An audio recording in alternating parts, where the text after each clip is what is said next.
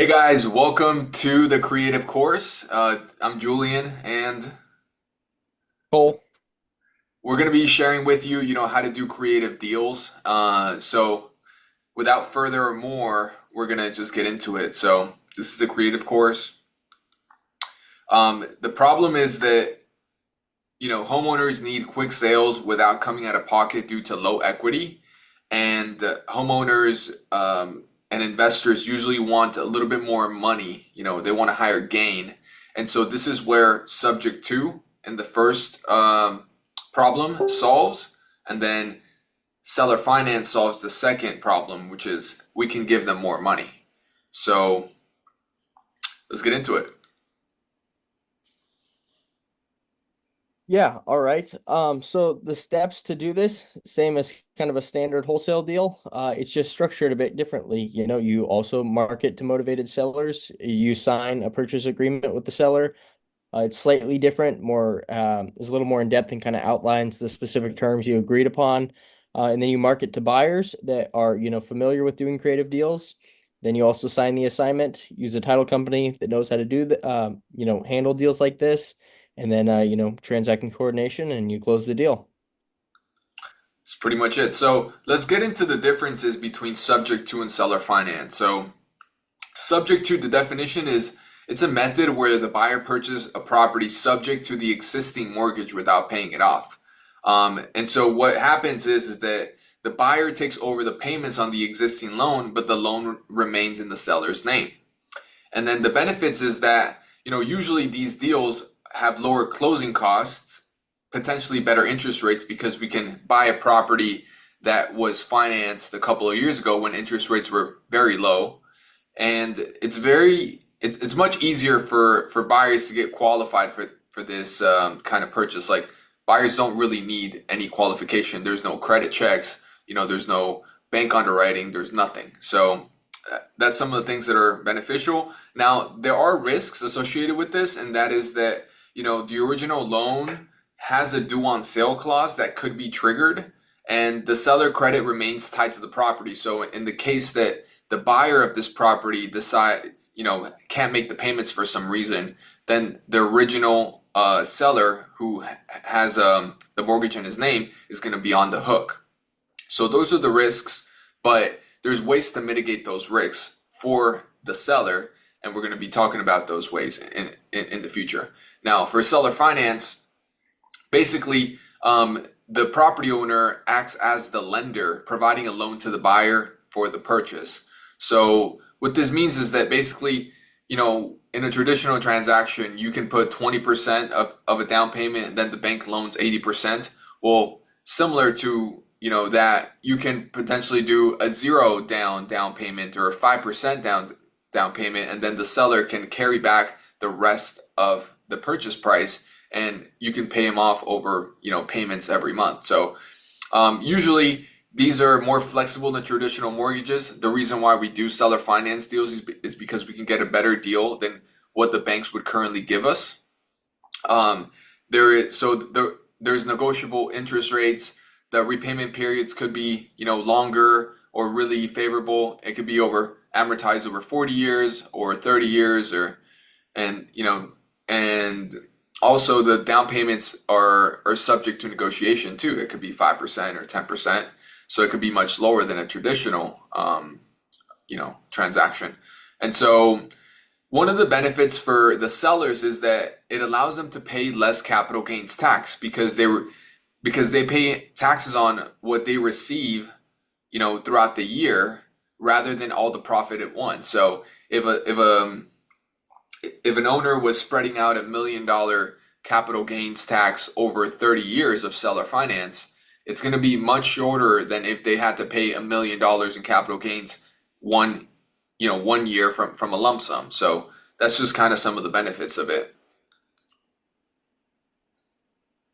Yes, so lead generation, we do a lot of these, you can do a lot of these on market, or some of your leads that you may be getting from your cold calling, or if you're doing PPL or other forms like that, you can also turn seller finance and subject to deals out of those as well. But on market, it's a good place to start because there's a lot of opportunity there to do it, and it's free lead generation. Yep. So subject to basically, what is it? So it's filtering low equity properties that are on market and doing outreach. How is it done? It's very simple. You just need a tool called PropStream, and we actually have a free trial that you can get with our link. So we'll be linking that below. But basically, what you do is that you filter it through PropStream, and then you do outreach to agents or sellers, and you follow up until you get a contract, and then you sell it. So that's kind of how it works. Yeah, so let's go over some definitions here when it comes to subject to. So obviously interest rate, that's the interest rate that the current mortgage has. That's very important because we don't want to be taking over 6, 7% interest rates, because it's not really subject, the favorability out of subject to is kind of lost at that point. Um, Another important definition is the entry fee. This is the amount of cash that it takes the buyer to close the deal. So this is made up of the down payment, as in cash to seller, if there is cash to seller, agent commissions, if there is agent commissions, if it's on market, or if there's arrears, which a lot of times there is, which most of the time is late mortgage payments. It's got to be caught up to current at close of escrow when you take over the mortgage, or there can be other things like HOA liens or tax liens or stuff like that, but those are all different arrears. So that's kind of the makeup of what the entry fee is. And then last term is balloon payment. Some sellers don't want the mortgage in their name for, the whole remaining 30 years or 27 years or whatever's left. So they, maybe like, hey, I have to have a balloon payment in 7 years or 10 years or 12 years, which at that point, the original mortgage has to be paid off. And so at that point, the buyer either refinances the property or sells the property or just pays it off. So Yeah. So let's talk about some of the seller benefits. So when a seller is doing subject to transactions, these are the key things that you want to communicate to him or her so that you can get the deal done. So number one is that their credit improves. So if they're facing foreclosure, or if they're facing, maybe they're not facing any, hardship or anything, um, it actually helps them to have a mortgage that is being serviced, um, that's in their name, because it's an active, um, an active loan, so their credit is improved. And one of the other things that is really valuable is that, you can do a quick as is sale, and you can get the property from them at break even, which means that either, you're getting the property for zero out of pocket, you're not giving anything to the seller, or you're actually giving them some money. And so in a situation, for example, that the property owner bought the property maybe a year ago or 2 years ago or 3 years ago and have very little equity, and there's a listing agent involved who also has to get paid. Most of these scenarios, there is not enough room for the seller to get paid, and so that's why, getting the property at break even or positive proceeds to the seller is a benefit to them, because they get to walk away without having to put any money out of pocket to sell it. Now, if they're in foreclosure, then it's great. They're avoiding foreclosure. So that's one of the benefits. And, if they go into foreclosure, their credit goes bad for 7 years. So that's really hard on them. And it can really challenge them when they're trying to buy another house, or they're trying to, go through any other process. So another thing is that they might have, some back payments that they haven't made. So they may have not paid, 2 to 3 months of mortgage payments, or some taxes or something. And so if they're in a situation like that, then when you're catching up the arrears, then they're basically, everything is coming to a point where nothing is due anymore. Like there is no everything is up to date, basically. So that's always good for the seller, because then they have no problems or liabilities, right? Now, The other thing is that when you're buying subject to, what we do is that we use a servicing company called Westar. You know, there's many of them, but we use Westar. And Westar basically, if the seller sells their property and then wants to buy another property later on, the debt to income ratio is going to be slashed by 75% after we make two payments, or the buyers, to the servicing company, because that's going to let the lender know that they're not responsible for that mortgage anymore. So they're going to slash the debt to income ratio by 75%, and they're going to slash it by 100% after 12 months of payments. So those are some of the seller benefits. Yeah, so buyer benefits are obviously low entry. Sometimes you can get into these for zero money down, or a lot of times 2, 3, 5% down. So very low entry, low cash out of pocket to get in. You don't have to qualify for the loan at all. You literally just take it over. Um, and then low interest rate, we do some of these deals. We pick up some that are still in the 2, 3s, and some 4% as well. So very favorable interest rates, and you can close them quick. So you're not waiting to get a mortgage or anything like that. As soon as title's done their work, I mean, you can close them out real quick. So there's a lot of benefits to this. It's a very effective way to buy rental properties. So how to do it? So basically, you want to go on PropStream and you want to filter by 20% equity or less. Bought between 2019 to 2021, or maybe a little bit earlier, sooner than that, or a little bit later too. And basically, what you want to do is that you just want to call these agents and you want to pitch and educate them, because a lot of these agents, they don't know that this is a possibility for their seller. So they're not actively looking to solve this problem through this method. And oftentimes it is the only way to solve this problem, to get the seller to sell their house. So you just got to build a relationship, be kind to them, and educate them throughout the process, and then follow up with them. And eventually you're going to be able to earn their trust, and you're going to get the deal done. Yeah, so now we'll talk about underwriting. So what is underwriting? It's basically running the numbers to see if it makes sense as a rental. Does it produce enough income to cover the payment and then some to be able to operate the property? How it's done on our calculator. Hey guys, so we're going to be sharing with you how to do underwriting on deals. So as we mentioned earlier, you're going to want to use PropStream to find these deals. So we're just going to do a quick search. So basically what we did is I went to Cleveland, Ohio, and I filtered for the kind of deal that we're looking for. So I put that I'm looking for a single family that's on market, that has an estimated value of 150 or less. Price ranges could vary. It could be higher, but usually, lower price deals work, best usually. There's more buyers for those. And then I put estimated equities 10% or less. And then I put an interest rate of 4% or less. So as you can tell, this spit out 9 properties. And I was looking through them and I found one that works really well. So I'm going to share it with you. As of this recording, it is September 19th. So if you're still watching and this is still on the market, it is probably a really good deal for you to go after. So basically, check it out. So we have the mortgage is $97,000 roughly at a 3.09 interest rate.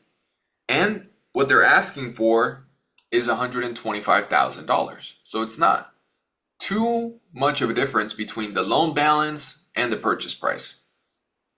And what we did here is, forgive my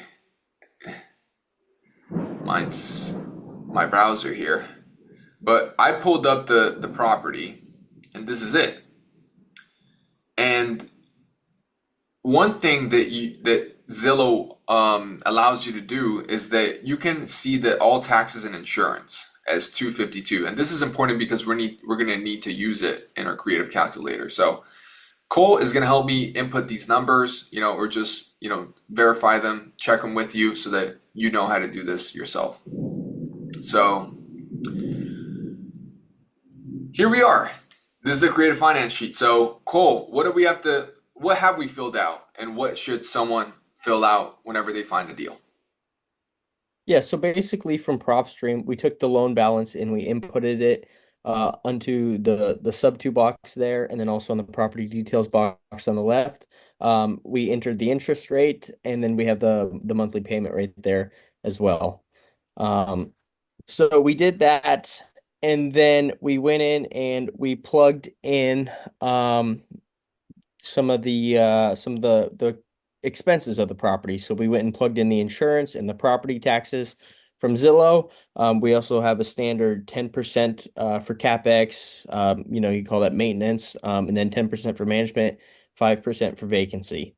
Um, there you can see our total monthly expenses and such. We also we used Rentometer, or you can use Zillow, and we went and plugged in, found out what the property will rent for, and it'll rent for 13.55, and we plugged that right in there at the top. So that kind of shows, what the cash flow of the property can be.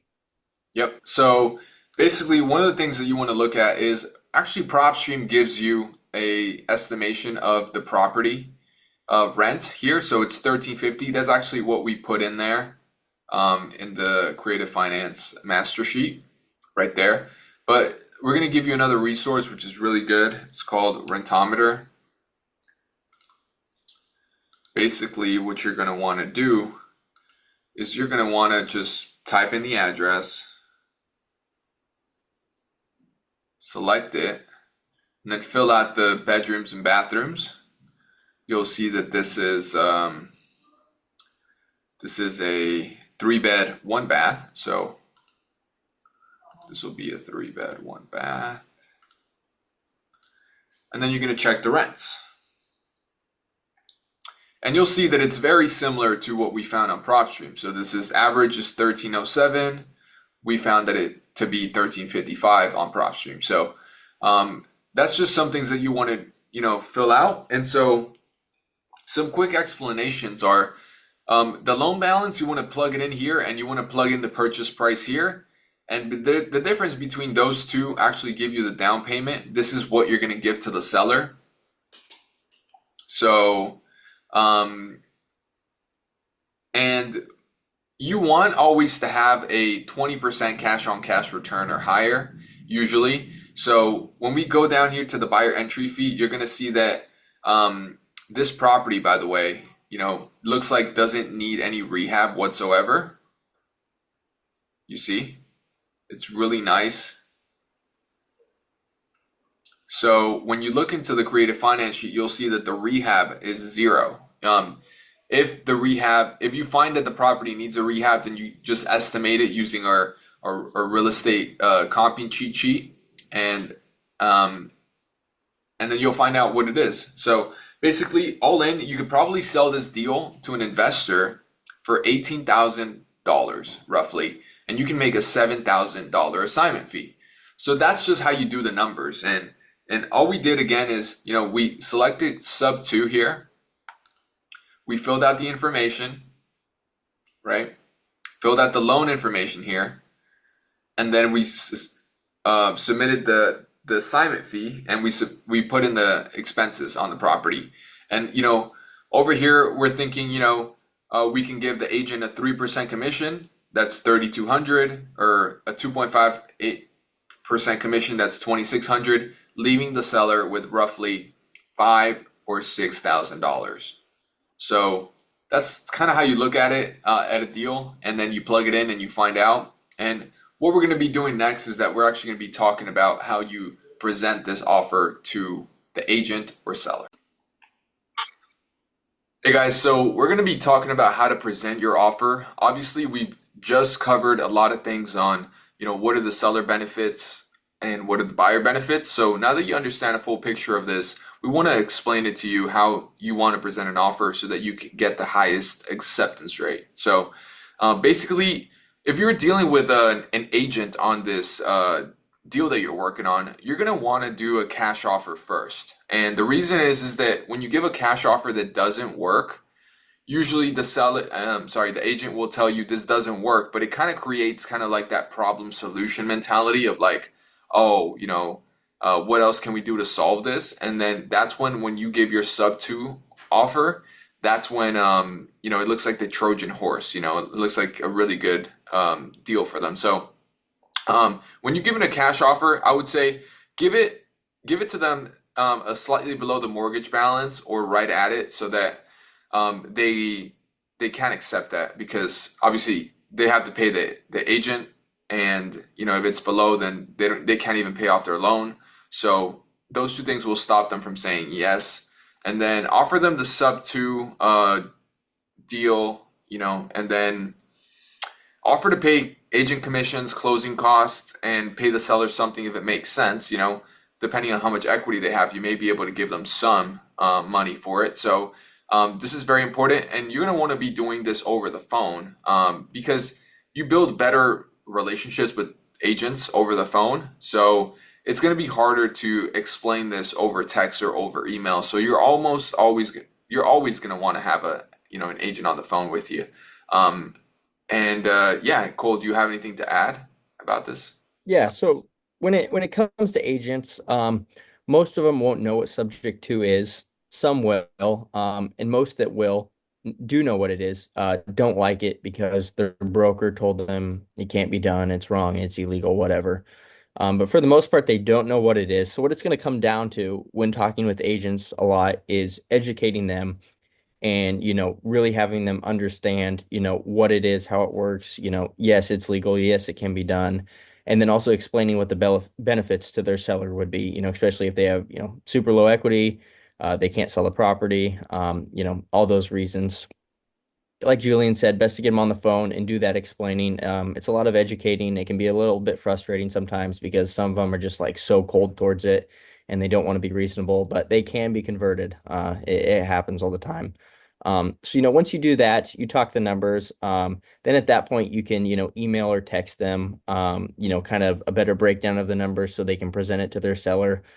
We also sometimes like to provide like an FAQ page on subject to, which we will provide for you in our resources, which, kind of just breaks down all the questions about it. So they can present that to their seller along with the numbers of, hey, this is how much you're going to get when you walk away. It's a lot better to get them on the phone first before just, like texting or emailing out offers all the time, because most of them don't know what it is and they'll just like get cold to it.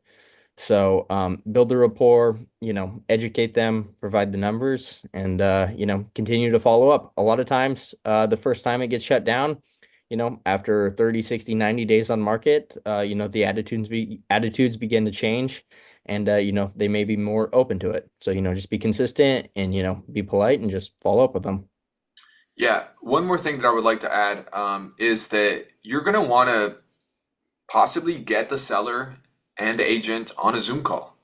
Having that interaction with them is really helpful to getting the deal done. So if you're encountering an agent that can't accurately describe sub to a seller, you're going to want to make it easier for them and just say, hey, why don't we get on a Zoom call? I really want to explain this to you and I want you guys to understand it. I think this is the best route, and see what they say. They're most likely going to be in favor because they want to get the deal done. And so if this is a viable solution for a lot of deals, so most likely they're going to take your offer on it. And if you're done your homework of learning the material, then you can explain it to them very well over the call, and then you can lead to a higher conversion rate. So that's something that you can always do to increase your conversion rate. So moving on, we're now going to be talking about how to present your offer when you direct to seller. So direct to seller means that you either got this lead from a cold call, a paper lead, or any other possible, way. So what you're going to want to do is you're going to want to figure out what's best for the seller.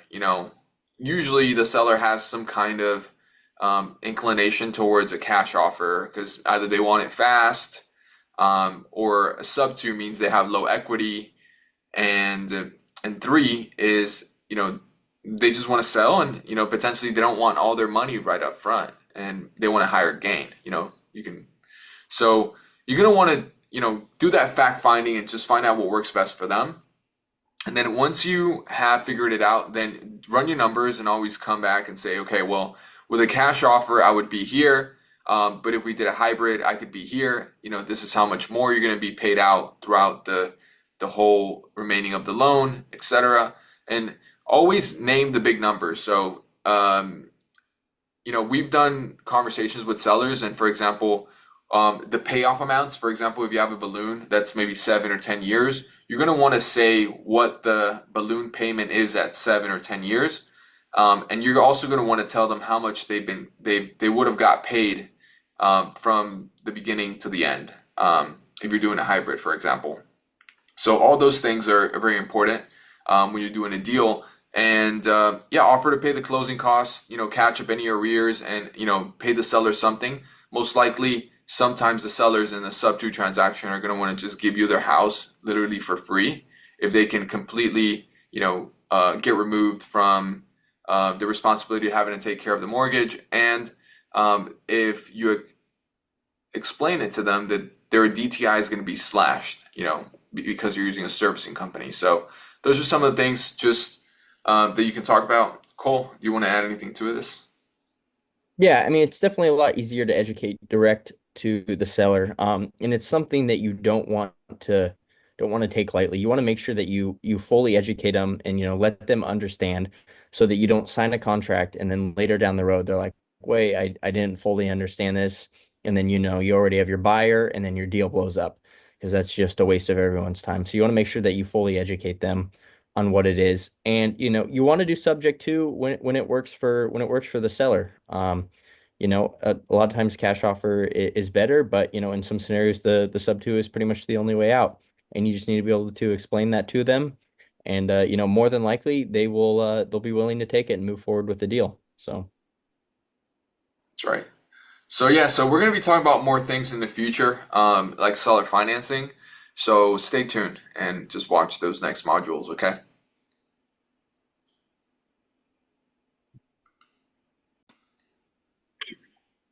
Hey guys, this is Julian, and I got Cole here with me. We're going to be going through the seller finance portion of this course. So I'm just going to be going over some key details about seller finance. So basically, seller finance is when the owner acts as the bank on the transaction.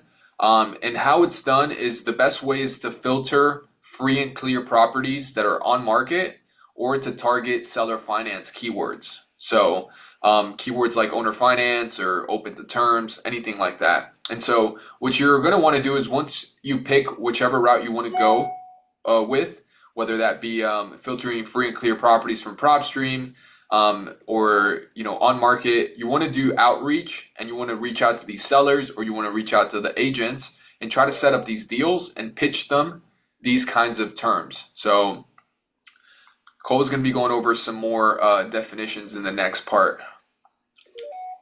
yeah, so some of the definitions here and the key factors of putting together a seller finance transaction is these are the things that can be negotiated with the seller to find, a win for them and a win for the buyer as well. So one of the big things will be the down payment. We normally like to see that around 5 to 10%. In some occasions it'll be 15 and even rarely sometimes it'll be 20. So that can be negotiated ideally as low as possible. Another thing is the interest rate, which is the rate of, the mortgage that is being created. Ideally, we like to see that, 2, 3, 4 as low as possible. Sometimes we even do it at 0, and normally cap it off around 5 or 6, depending on the deal. And then next is the amortization, which is the length of the loan. Most commonly, it's a 30-year amortization. It can be 20, it can be 10, it can be 40, 50, it can be even 60. So that's another thing that can be negotiated to get the payments in the right spot. And then lastly is the balloon payment, which is, if you say, let's do a 30-year mortgage, but the seller's like, I don't want to hold it for 30 years. I need to get cashed out sooner than that. You can say, okay, let's put a 15-year balloon on this property, meaning that it'll be scheduled on 30 years, but at year 15, there will be a final payout. And then at that point, the owner of the property can either refi, pay it off, or sell it, or do whatever, and complete out the loan. Yeah, one more thing to add to that is a creative way to get a down payment to be lower than usual is, for example, if you're um, targeting a property that needs work, sometimes you can get away by telling the seller that instead of a down payment, you're going to be making, bringing in funds so that you can do construction on the property to renovate it to a better condition. So sometimes that can get you out of having to put a down payment and you just get to bring in money for the construction costs. Um, so what are some of the seller benefits is that it's a quick as is sale. So um, contrary to selling on the market, the seller doesn't have to give you any concessions or doesn't have to fix anything. They're just going to sell as is, right? And the main benefit that they get is that they get a higher gain. So usually you'll see that whenever we're doing seller finance deals, we're doing them because the seller wants a higher price than what the market is willing to pay or than what we're willing to pay in cash. So we have to get terms for that. So it's usually a higher gain for the seller, and that's either by the purchase price or the interest. So what that means is that if the seller is asking $100,000 and that's too much, you're only willing to offer 70, for example, 100,000 would be adding $30,000 to the principal balance. And another way to give the seller more money is, for example, um, getting it set up so that they get interest throughout the long term of the loan. So if you get a 2 or 3% interest at $80,000 on a 30-year AM, you do the numbers, but the seller is going to get more from interest throughout the the life of that loan than they would if they were to just sell it for the $80,000 and that's it. Another thing is that there's tax advantages. So whenever a property owner sells a property for cash, they're going to get a lump sum of money that year. And depending on where they're at in terms of their tax bracket, they might be taxed at a 30 or 40%. And so usually the seller has some inclination in doing seller finance because they can spread those payments over 10, 15 years or so that they don't get into those higher tax brackets and they don't have to pay a high capital gains tax. Another thing is that it's a steady income stream. A lot of the people that are doing seller finance are landowners that are just tired of being landlords. So what you'll get is that you will basically be upgrading them from a landlord to a lender, and they won't have to handle any termites, toilets, or tenants with this kind of deal. So it could be very attractive to them as they continue to get cash flow and they don't have to do anything for it. And then the last thing is that it's a safe investment, and the reason is the landlord knows their property very well. They have operated that property for a while. So if they were to get the property back, it's not the end of the world. They already know the property, they already know how to deal with it. So it's a really good scenario for them. So let's get into some buyer benefits. Yeah, so there's a ton of benefits for the buyers. Obviously the big ones are the fact that there's low entry. Like Julian said, sometimes it can be 0, 5, 10% down, which is a lot less compared to, the 10, 15, 20%, or sometimes even more in commercial that banks require to get the loan. And then the no qualifications. It can be a bit of a pain, especially if you're, self-employed, you're an entrepreneur. It can be a bit of a pain to qualify for some properties. So, it makes it nice so you don't have to go through that whole qualification process to get the property. And then low interest rate makes it so your properties can cash flow. That's tough right now with today's rates. So that makes seller finance super attractive to buyers. Fast closings, you're not waiting on the bank to, do their appraisals and inspections and all that stuff and their underwriting to get the loan put together. You can close a lot faster. And then fixed debt. This is a really big one for commercial. It's normally in commercial loans are 3, 5, maybe 7 years long at a fixed rate, and then they adjust. The only way to really lock in long-term debt on a commercial property is to do seller finance. So you can lock in 20, 30, 40, 50-year debt on a commercial deal using seller finance. which is a huge benefit. It adds so much more value to the deal, knowing that you're locked in at that rate and you don't have to worry about what's going to happen in 3, 4, 5 years. Yep. So that's a really good breakdown, but we're gonna get into how to do it. So have a tool called PropStream, and basically what you're gonna want to do is you're gonna go look at properties that are on market that are free and clear, and then you can do outreach to them, or you can also just look at properties in the area that you want and pull a list of free and clear properties to market to. So those are two ways, and then um, again, the keywords are seller finance, owner finance, land contract, anything like that. Those are really good ways to get into it. So up next, we're going to be showing you some underwriting. So stay tuned. We're going to end the video now, but just you'll see the next one. We're going to be showing you how to do this and how to underwrite these properties and how to actually find them. So stay tuned. Hey guys, so we're going to be showing you how to actually do this, so watch and learn. So basically you want to filter free and clear properties on PropStream, right? So you're going to want to go to PropStream. We have selected Cuyahoga County in Ohio. That's roughly the Cleveland area. And you're going to look at the filters here. Basically what we did is that we put single family, on market, for sale, and include free and clear, right? So mortgage info, the free and clear option is here. The listing type is under MLS status, on market for sale. And then the single family part is in the property characteristics. It'll be single family. So this could also change depending on the type of asset type that you're doing, but that's pretty much it. And then what you can do is that that all of these properties are on market, so you can just check out, you click on them, and then you'll see that the MLS details, and you'll see who the agent is. Her name's Rebecca Varian. You can actually just call her up and try to offer seller finance terms to her and the seller. So that's how it works. You can also skip trace, the seller and contact them directly.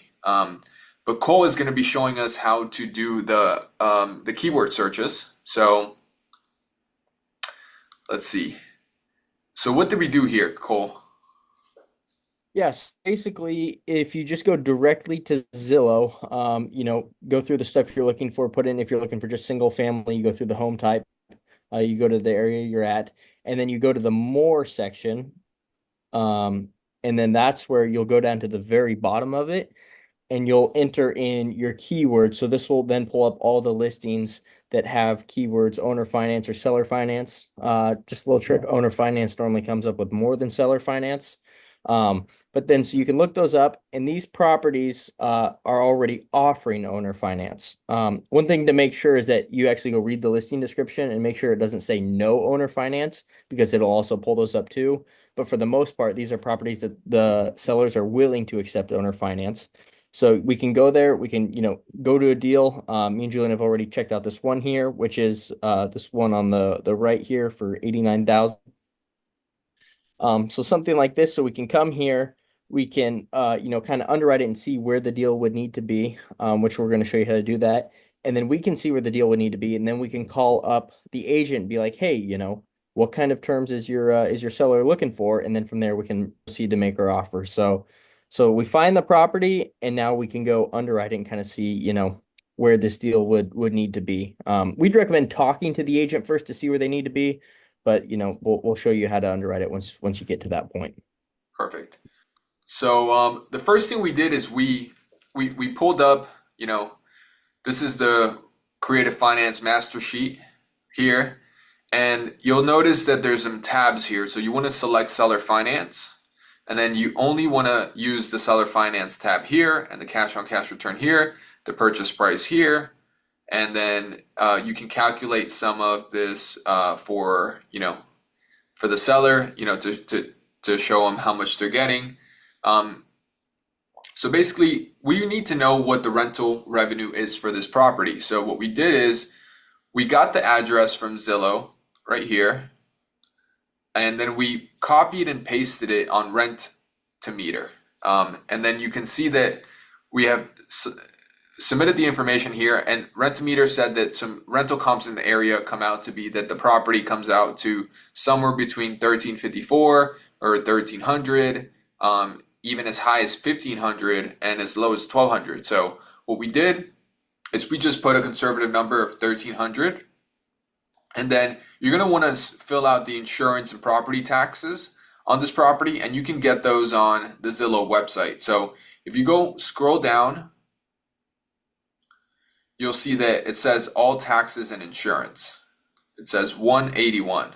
So you're just going to want to divide that, in a way that makes sense, more towards the taxes rather than the insurance. And then once you're done with that, you're going to want to select your terms here. So usually somewhere between 5% or less, or 10% or less is good. So we went with $4,000 down. We went with 4% down and 30-year amortization, and then that comes out to monthly payments of $410.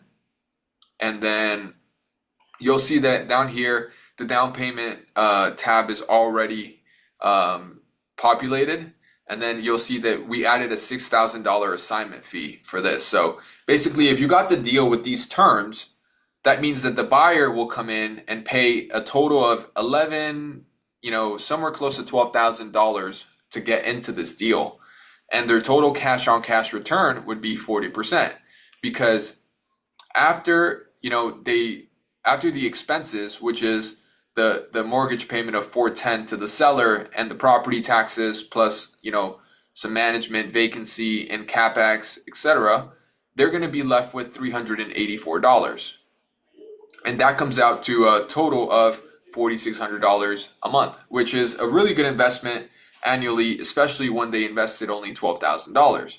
So that's going to be great. And then over here on the left side, you'll see that we have some estimated agent commissions.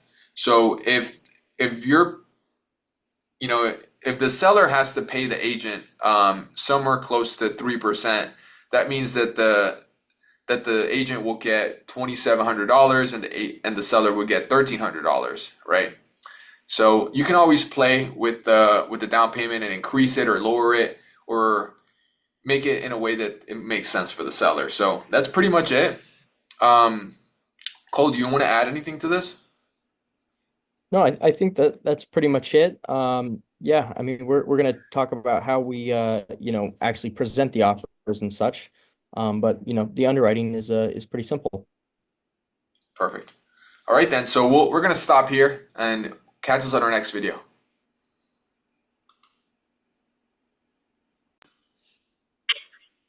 Hey guys, so we're going to be sharing with you how to present your offer. This scenario will be an on-market scenario. So the property is listed with an agent. So what you're going to want to do is, if you're using the keyword searches, you're going to want to ask the agent what they're looking for. So usually if they put it out there, they're going to have an idea of what kind of terms they're open to accepting, and you're going to want to get them from the agent to see if that works for you. So if this listing does not have keyword searches that say that it's seller finance or owner finance, and you want to pursue this deal as a seller finance because it's free and clear, or then what you're going to want to do is ask the agent if their seller would be open to seller finance terms, and just see if they say yes or no. And then on the negotiation tactics, basically what you can do is, you can offer a higher purchase price than what they're listing at, so long as it's principal only and the numbers make sense. Or you can offer to get close to their number if they do, if you give them some kind of interest on top of that. So there's different negotiation tactics you can do. But what you're going to want to do is make it very apparent that they know how much more money they're making with this offer. So it's either they're getting more money from the purchase price or they're getting more money from interest. And our keyword, our creative finance master sheet tells you how much more they're making. So just use that and make sure that you use that as leverage to get your offers accepted. Now we're going to be talking about the direct to seller, and Cole's going to tell us about that. Yeah, so this is, another way that we get a lot of our seller finance deals is when we're doing our direct to seller marketing. Often it's because they want a gain. They want to make more money. They're not in, any financial stress or struggles of any kind, and they just want more out of their offer. So, often what we will do is we'll feel out the situation, okay, this is a free and clear property. This is a retiring landlord, sounds like he's in a fine situation, kind of checks all the boxes. And then from there, we'll make an offer. A lot of times we'll just straight up say, hey, would you be interested in, taking payments on this thing if we can pay you out more than our cash offer? Ideally, normally cash offers are better. But if the property seems more fitting for a seller finance offer, it's turnkey, it's a great rental, that kind of stuff. We may spit out that lower cash offer at first and then come in with the seller finance offer. If they reject it, hey, I know that cash offer was a bit low. We could pay you out substantially more if you'd be willing to take payments on it. And just like Julian said, tell them how much more money they're making. Make it enticing to them. It's got to work for all parties, but it's pretty often that it does in the right scenario. So pitch them the offer and try to close it out and get paid just like you would on anything. Yep, that's right. So that gives you a little bit on how to present your offer. Stay tuned. This is the end of this creative finance course, but we will be sharing with you more stuff on the lives, and also you can always go back to the cash course to learn, how to dispo a property. So check that out if you haven't already. All right, see you guys.